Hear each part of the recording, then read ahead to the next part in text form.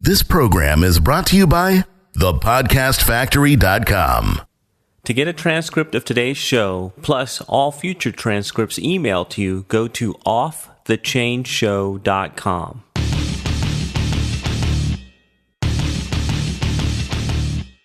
Prepare yourself for the uncensored, nothing held back, no BS reality of how business and life really work. Doberman Dan is off the chain.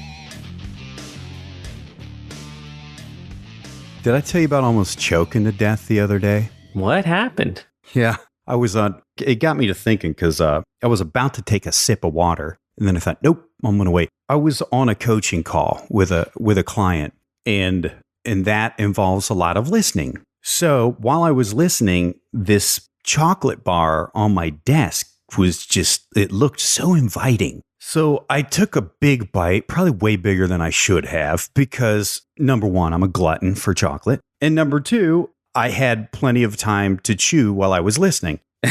But whatever, I guess I need more chewing practice or something. It goes down the wrong pipe, and I start coughing a little. And then I realize that now it's like wedged, so it's totally blocking my airway. You know, like when you can't cough, no air comes in, no air comes out. This is bad. It could really ruin your day. And so this is how freaking vain I am. I hit mute on the phone so my client can't hear me, while I was first coughing and then eventually choking. Yeah, I should have just hung up the damn phone is what I should have done. But I'm just thinking, well, that would be, here my airway's blocked. I can't breathe. Well, that would be rude to hang up on him. So I put it on mute, and I don't know what to do here. And things are starting to turn white. And so I walked out into the room and started clapping my hands together because my wife was in a completely other part of the house. I can't shout, and I'm clapping my hands together, and she walks out to say, what is this idiot applauding? And then I guess she saw, hands around throat and blue face is a signal of something's wrong. So she came and did the Heimlich maneuver on me. And no, this recording is not being released posthumously. I did survive that, by the way. But I started thinking about that when you're like, okay, we're rolling, and I have the water glass to my mouth, and I have choking flashbacks, thinking, I don't want to start choking on this water and this be recorded, because Jonathan will release this recording posthumously. The question I have, Dan, exclusive. Did your client ever hear you coughing, or did you get through everything and then just unmute and gotcha, yeah. No, he, when nobody was answering him back, I guess he thought something was wrong, and he hung up. And my wife actually called him back. I'm still in the bathroom, hacking. She calls him back and said, yeah, my husband was choking. And he's like, what?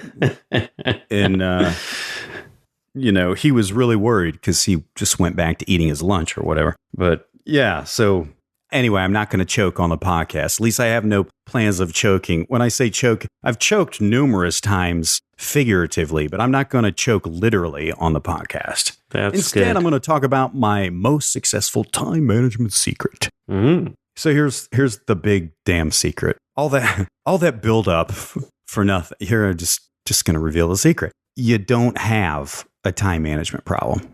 What? You have a distraction management problem. Don't we all, right? Yeah. But here's what I found really creative, how this one guy deals with it. He's a novelist, a fiction writer. His name's Jonathan Franzen, Franzen. This dude, as far as cranking out content, is a badass. His book, The Corrections, sold God knows how many millions of copies. It drew all kinds of worldwide critical acclaim. He earned, what did he get from it? He got a National Book Award. Let's see, was a Pulitzer Prize for Fiction finalist, earned a James Tate Black Memorial Prize. I'm not familiar with that one, but it sounds impressive. And was shortlisted for the International, however you say this, IMPAC Dublin Literary Award. So awards out the yin yang for this dude. And his novel Freedom that he published in 2010, same thing, received similar praise.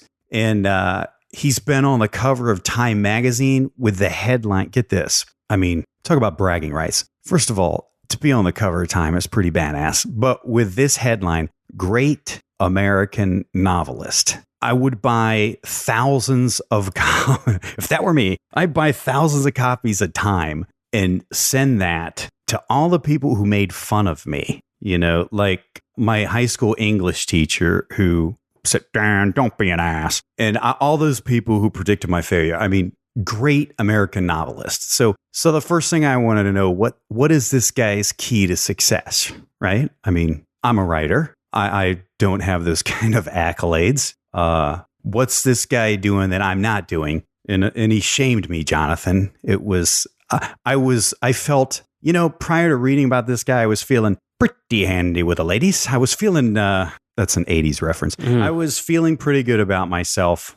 I thought, you know, I got my routine down. I'm pretty productive until I read about this Friends and Guys routine. He starts writing at 7 a.m. in a rented office. And this office is stripped of every possible distraction. Nothing in it. Nothing on the walls, no phone, nothing in it but a desk and a single computer. Nothing else there. No phone, no pictures, no windows even, no nothing in his computer. He uses this old, obsolete Dell laptop, and he has had it scoured clean of any trace of anything that could be a possible distraction. You're not going to find hearts in solitaire on this computer, and no other programs either. It's basically just this ruthlessly stripped down just to the level of an operating system and a basic no frills text editor. Nothing else on this computer. And this Franson guy, he believes you can't be a serious writer on a computer connected to the internet. And this was when I really started to feel ashamed.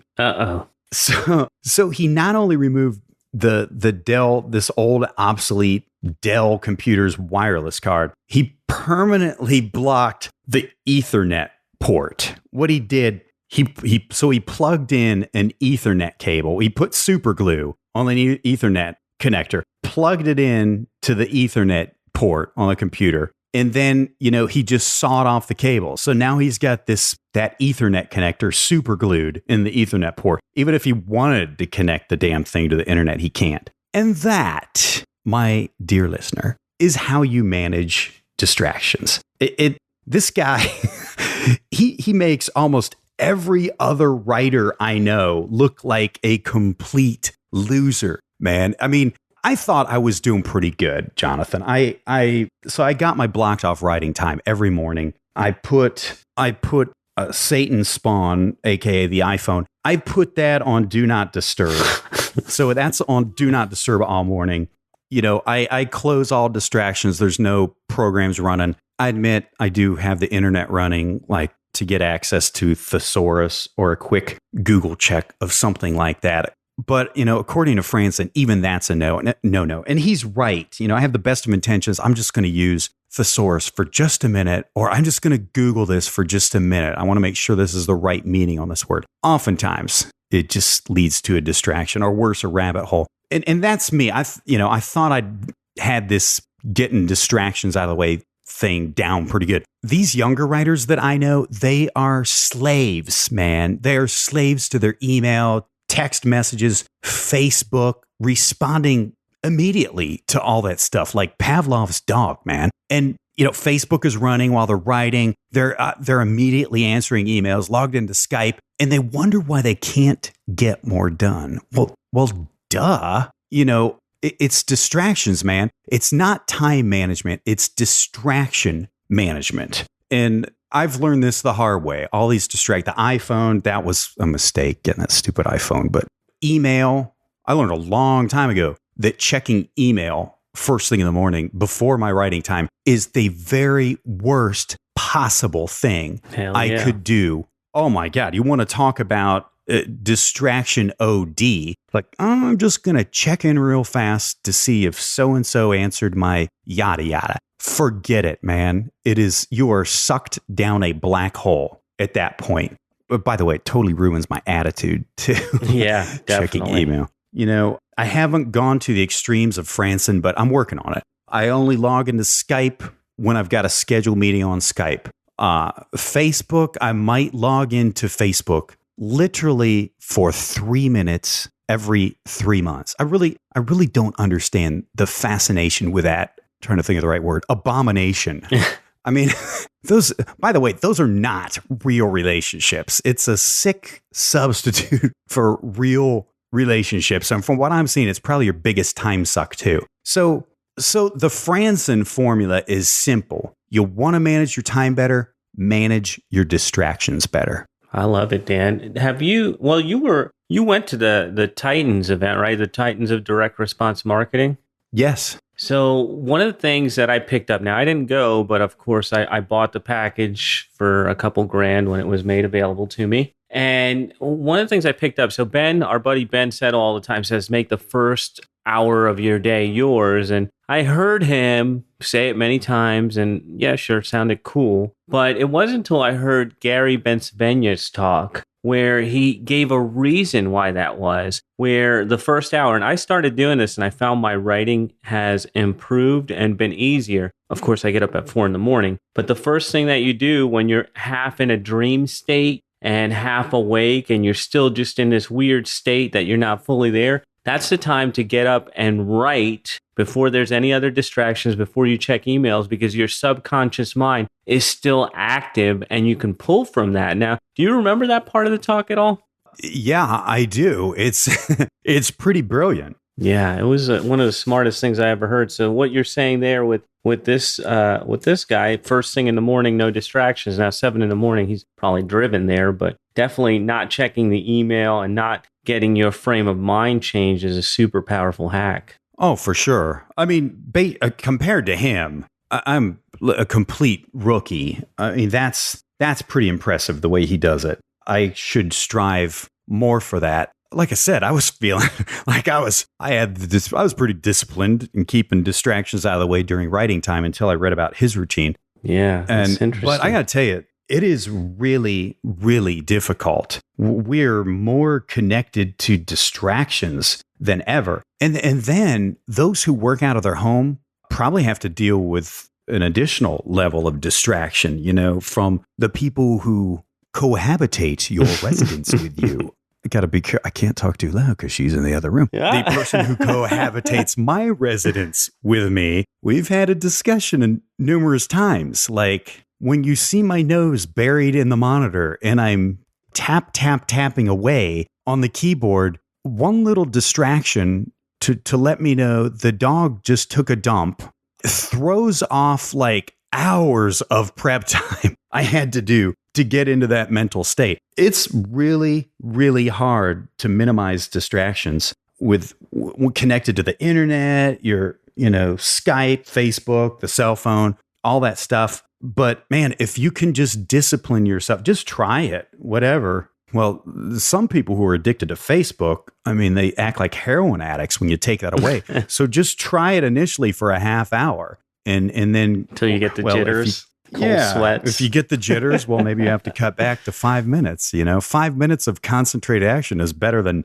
never having a concentrated, focused action without distractions. But if you can build up, your time, for me, it's now pretty much like 7 a.m. till anywhere from 11 a.m. to noon is writing time. Now, it's not straight. I do it at 33-minute and 33-second increments, but those are focused increments. Yes, totally stolen from Gene Schwartz. So that is the big secret. Like I said, managing distractions. I guess in the interest of full transparency, I do want to say that in theory, that probably sounds very simple and easy. In reality, it is not easy, but worth it. Well, it depends. What do you want? Do you want to accomplish your goals, or do you want to just be another Facebook dope addict, right? So, I mean, make a choice. For sure. The Navy did a study, and I forget, I may get the details of this wrong, but I'll get the gist of it right.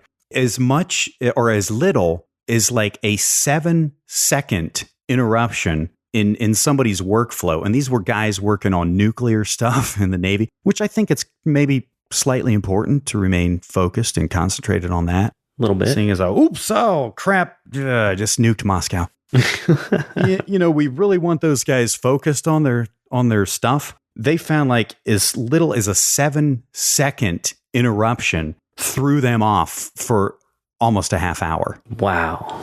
That's ridiculous. Absolutely. That is ridiculous. So manage your distractions. That is the takeaway. So Dan, what do you have coming up for us next time? I don't know. You always ask me that. I literally make this stuff up on the fly. So I think what I'll make up on the fly for next time is, do you think like an entrepreneur or employee? Ruh-roh. Time to ruffle some feathers. Yeah, let's ruffle. All right, sounds good. So that is a wrap for Doberman Dan's Off the Chain show. We will be back in your earbuds next week. And remember, boys and girl, stay focused. Thanks for tuning in, and remember, to get a transcript of today's show emailed to you, go to offthechainshow.com. This is thepodcastfactory.com.